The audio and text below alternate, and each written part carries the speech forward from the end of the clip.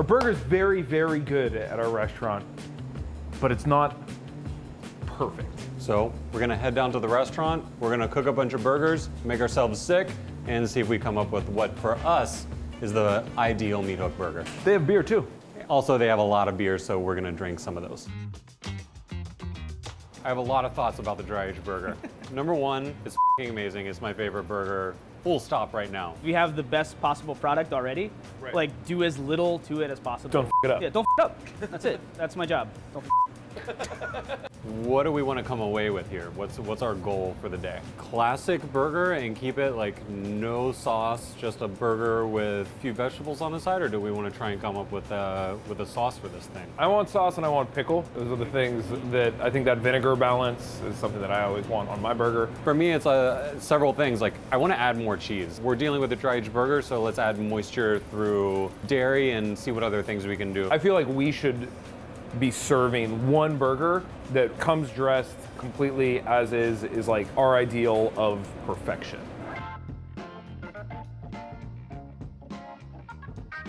What we are going to start with is what makes a dry aged burger a dry aged burger. This is a strip loin beef that we got today. To make it actually dry aged, we want to hold on to it for at least, I'd say, 28 to 45 days. 28 days is where you start to really see a difference, both in flavor and texture. The reason you want a dry aged steak, specifically when you come to a place that's grass-fed, grass-finished, those animals are out on pasture. They're building muscle, they're like running around. This means that muscle is more dense. So what we want to do after that animal goes through the slaughter process is allow for those muscle fibers that are really tightly wound to become more loosely wound, which makes A, the steak more tender, and B, helps some of that water that's in the muscle really drain out. So you not only get a more tender steak, but you get a more beefy flavored steak. Now, on this side you have a beautiful New York strip. But then you're left with this right here.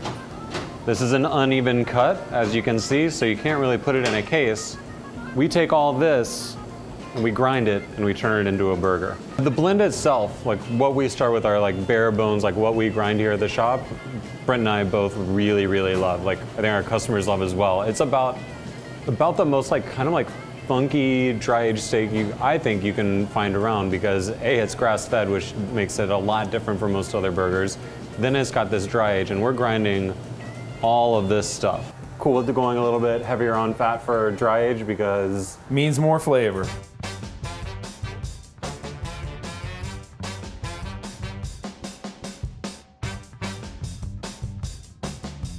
The dry aged burger, the marbling is totally different. You see, it's a different patty. We typically just do it dry. I don't like to give too much flavor to the buns. I don't really want anything to mess with the flavor of the burger. So like grilled and brioche buns, those are all cool and everything, but the bland aspect is important when you're having something super flavorful. So just try not to mess with that too much. Because of the lower moisture content, generally have to cook it faster. There's less of a window for success.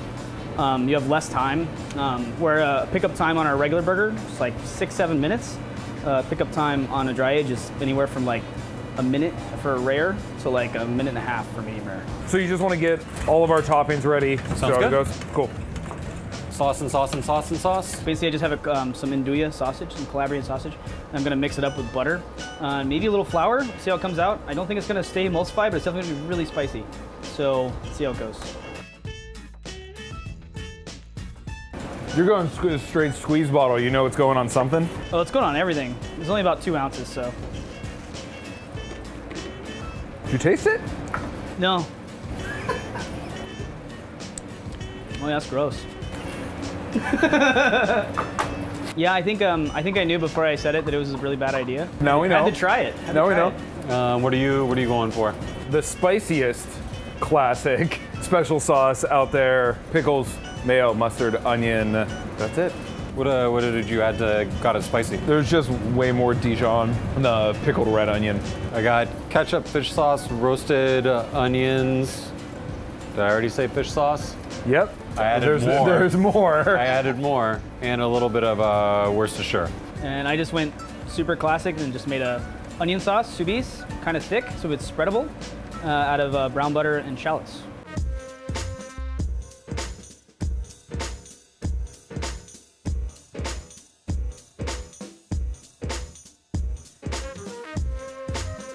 And we have our dear friend Anna, who runs our brewery here at Threes.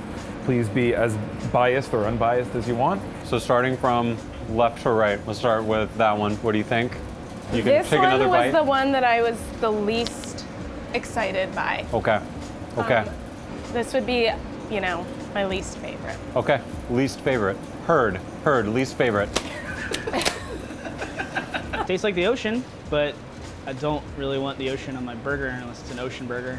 All of the crazy umami is almost completely lost. Classic special sauce, only with a shitload of Dijon in it, so it's extra spicy. I thought it was fine.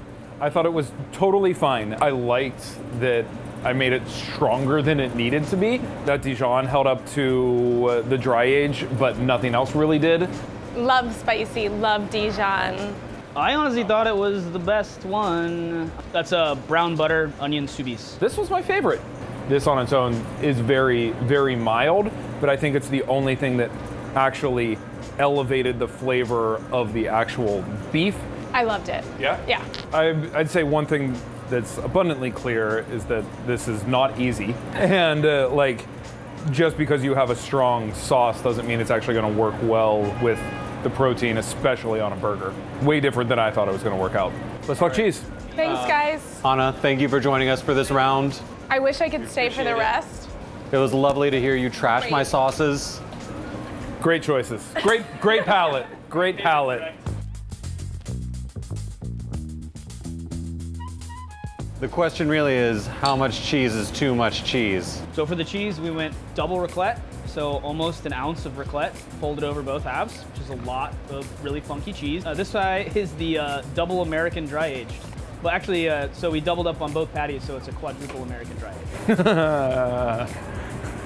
All right, cool. Get in there. That was pretty fucking good. That is very, very good. That was really good. The cheese is sweet from the fat. It's weird. It was good. I really do just love that soubise on that so much. Yeah, I'm gonna taste it too. Whew. I like that a lot. Could use like just a hair more salt, but I like the cheese with that. Yeah, I think, well, when you add more fat, you gotta salt it more. That's the thing. I think it needs like some sort of acid to it, whether it be, you know, pickled red onions or some regular dill pickles, like something pretty acidic, because it is, like you said, an ounce of raclette cheese on 2 burger patties that are 35% fat and 65% lean. That's a lot of fat happening right there. That's significantly better. Yeah. I really like the raclette. I think it really makes a difference from the original dry age that we had. But obviously it's also much lighter than 4 slices of American cheese. This brings out the actual flavor of the meat way more. And like, yes, it's ridiculously indulgent, but it's cleaner. I don't really need the dill pickles. The pickled red onion with like a little bit more bite and sweetness to it is fantastic with that burger. So I would say we have a winner for our dry age with the raclette, soubise, and pickles. I think that's the perfect way to have it. I don't know how the burger would get much better than that. This is an improvement upon the way we have been serving it, and just that we're kind of forcing people to put that acid on there, and that's gonna break up the fat a little bit and make it taste even better. This was really awesome. Thank you for taking the time for us to actually workshop this, sit around and talk about it. It's fantastic. Cool. Burgers. Still good. Still good? Yeah, who knew? For more episodes like this, click here. This is the Brunlandaise, yes. The lazy French one. Yes.